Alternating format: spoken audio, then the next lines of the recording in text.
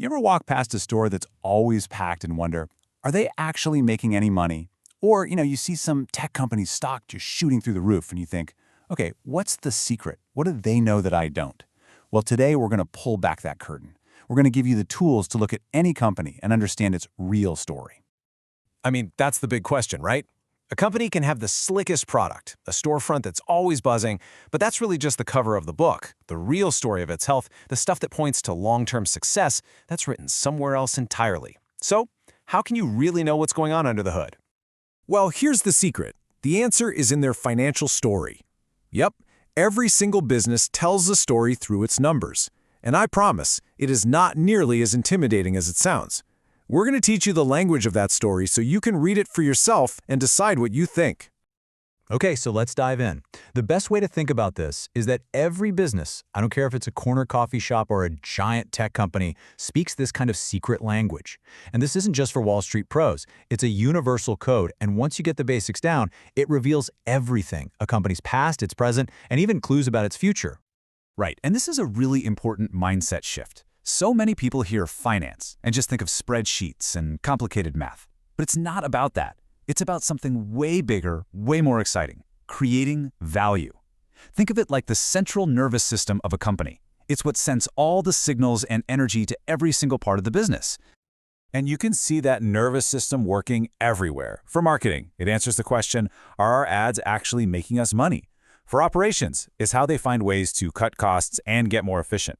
It's the why behind HR's hiring plans. And for the product team, it's what helps them figure out if their brilliant new gadget is actually a good business idea. It's the glue that holds the whole strategy together. So if we're going to learn to read this story, we've got to start with the basics. What exactly is finance at its core? Let's nail down a simple definition. When you boil it all down, this is what you're left with. Finance is just the study of how money is managed. How do you get it? How do you use it? And how do you make it grow? It's that simple. And what's wild is that the same basic rules apply whether you're managing your own bank account, running a small business, or sitting at the top of a massive corporation. Okay, so finance is a story. Where do you actually find it? Well, think of it like a storybook, and this storybook has 3 main chapters. In the world of business, we call these financial statements. Let's check them out. First up, you've got the income statement. I love this analogy. Think of it as the action movie of a company's year. It starts with all the money coming in from sales. That's your revenue. Then it shows all the costs going out the door. And the grand finale, the bottom line, tells you if the company made a profit or took a loss. It's all about profitability over a period of time. Now, if the income statement is a movie, the balance sheet is more like a single photograph. It's a snapshot taken on one particular day that shows you 2 things. Everything the company owns, we call those assets, and everything it owes, those are liabilities.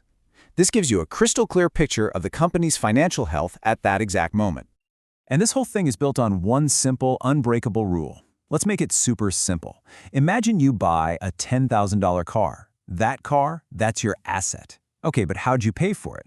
Let's say you put down $5,000 of your own money. That's your equity. It's your piece of the pie. And you got a $5,000 loan from the bank for the rest. That loan is a liability. See? The $10,000 asset on one side is perfectly balanced by the $5,000 you owe and the $5,000 you own on the other. It always has to balance. It's the law of financial gravity. All right, our third and final chapter is the cash flow statement. And this one is the detective. Why a detective? Because a company can look super profitable on paper, but still go broke because it ran out of actual cash. It happens. So this statement puts on its trench coat and follows the money, showing you exactly where the cash came from and where it went. It's all about the real cash story. And our detective splits the case into 3 main files. First, you have cash from operating activities. That's money from the main day-to-day business.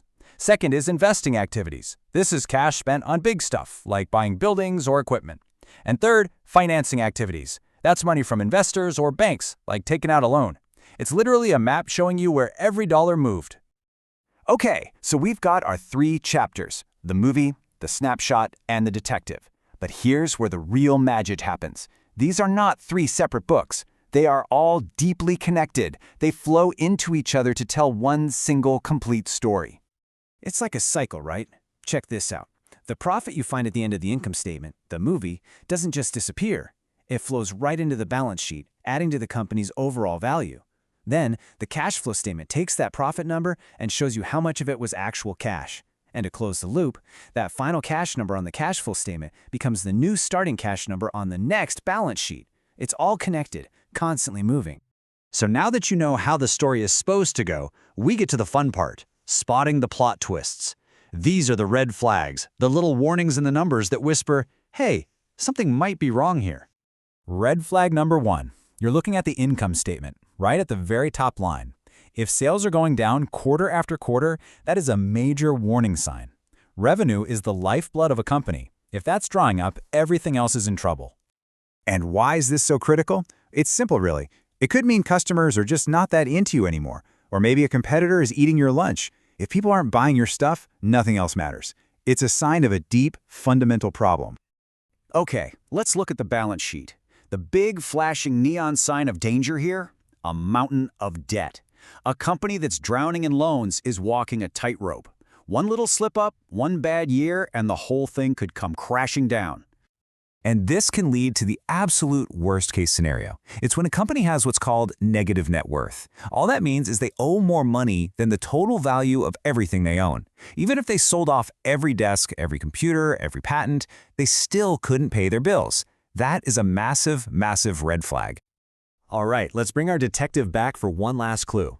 Over on the cash flow statement, there's a really sneaky and really dangerous red flag. Negative cash flow from operations. Now this is a tricky one because the company might look profitable on its income statement, but if their main business, the thing they actually do is burning through more cash than it brings in, that is totally unsustainable. It's like you're winning a race, but you're running on fumes. Sooner or later, that engine is going to die.